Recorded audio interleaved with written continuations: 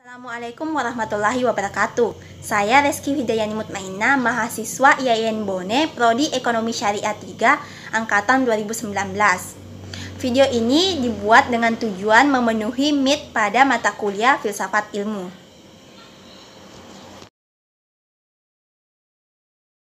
Nah, di sini saya akan menjelaskan tentang jenis-jenis pengetahuan. Pertama-tama saya akan menjelaskan dulu apa itu pengertian pengetahuan. Pengetahuan sendiri berdasarkan pernyataan Plato adalah kepercayaan yang dibenarkan atau valid atau justice true belief.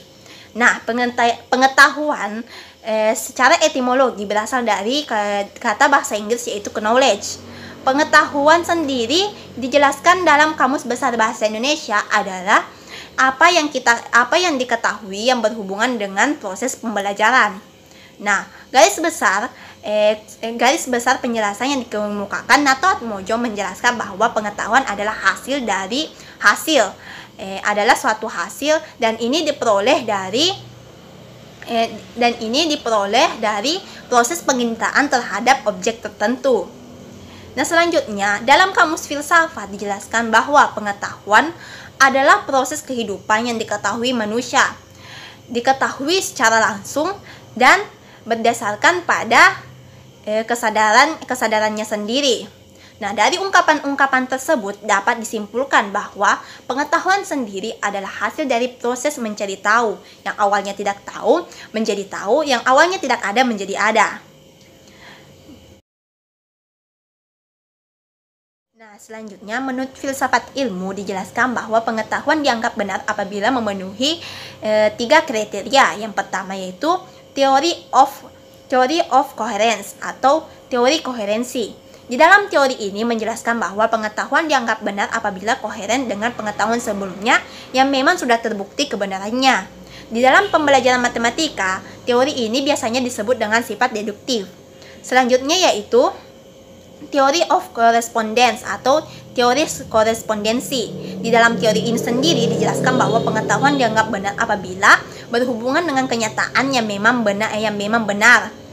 Nah, teori ini didasarkan pada fakta empiris sehingga pengetahuan dianggap benar apabila memiliki fakta-fakta yang mendukung kebenarannya. Kebenaran yang dimaksud di sini adalah kebenaran yang didasarkan pada kesimpulan induktif. Selanjutnya yaitu teori pragmatisme atau teori pragmatis. Di dalam teori ini pengetahuan dianggap benar apabila memiliki kebenaran yang praktis atau kebenarannya terlihat praktis. Penganut teori ini beranggapan bahwa pengetahuan itu benar apabila memiliki kegunaan yang praktis.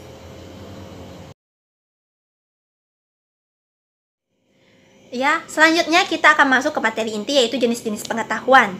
Nah, jenis-jenis pengetahuan ini secara umum akan terbagi menjadi 6, yaitu pertama, pengetahuan langsung atau immediate, pengetahuan tak langsung atau mediate, pengetahuan indrawi atau perseptual, pengetahuan konseptual, pengetahuan partikular, dan pengetahuan universal.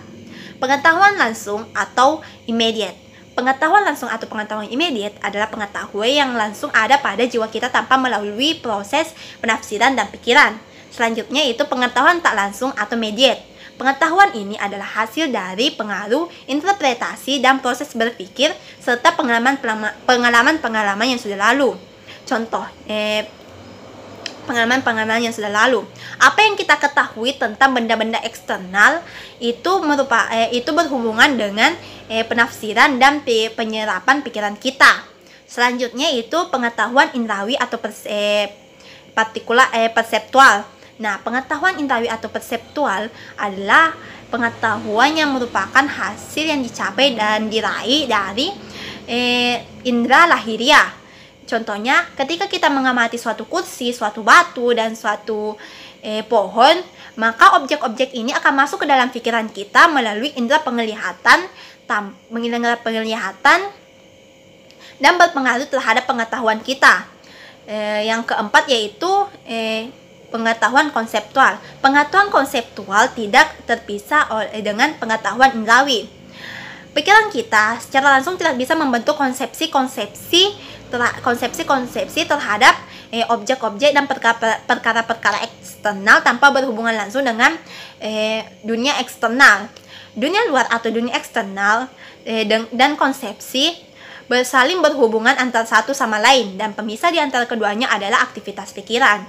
Selanjutnya yaitu pengetahuan partikular. Pengetahuan partikular berkaitan dengan satu individu, objek-objek tertentu, dan realitas-realitas khusus.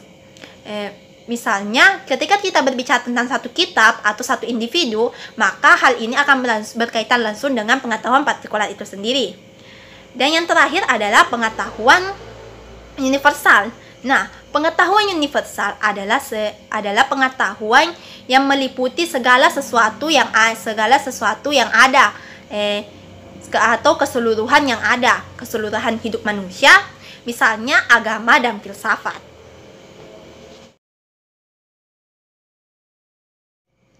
Baiklah, selanjutnya kita akan menjelaskan tentang jenis-jenis pengetahuan menurut Bahauddin Salam. Beliau mengelompokkan pengetahuan menjadi 4 jenis, yaitu pertama, pengetahuan biasa, yang kedua, pengetahuan ilmiah atau ilmu pengetahuan, yang ketiga, pengetahuan filsafat, dan yang terakhir, pengetahuan agama. Yang pertama, pengetahuan biasa.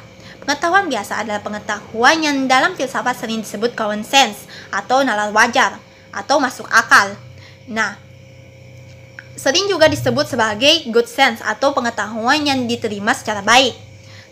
Pengetahuan biasa adalah pengetahuan yang digunakan terutama pada kehidupan sehari-hari tanpa harus diketahui seluk-beluk sedalam-dalamnya dan seluas-luasnya. Atau dengan kata lain, pengetahuan biasa merupakan pengetahuan yang memiliki kadar sekedar tahu.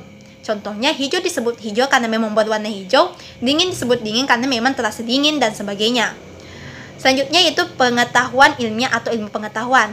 Pengetahuan ini merupakan pengetahuan yang diperoleh secara khusus, bukan hanya untuk digunakan, tapi juga ingin diketahui seluk-beluk sedalam-dalamnya dan seluas-luasnya, tetapi masih di ranah pengalaman. Selanjutnya yaitu pengetahuan filsafat. Nah, pengetahuan filsafat ini adalah pengetahuan yang diperoleh dari pemikiran yang bersifat kontemplatif dan spekulatif.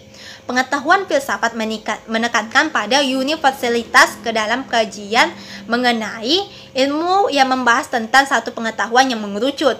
Sedangkan filsafat membahas tentang hal-hal yang lebih luas dan lebih mendalam.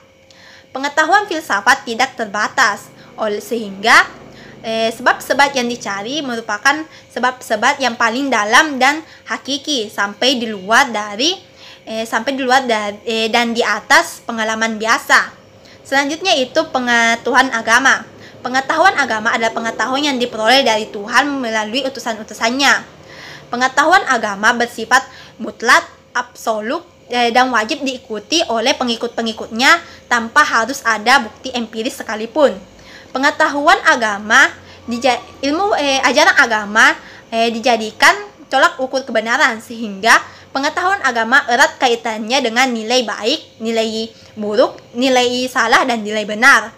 Pengetahuan dianggap benar apabila tidak melanggar ajaran atau tidak melanggar ajaran yang ada dalam suatu kitab yang merupakan pegangan dari suatu agama tersebut.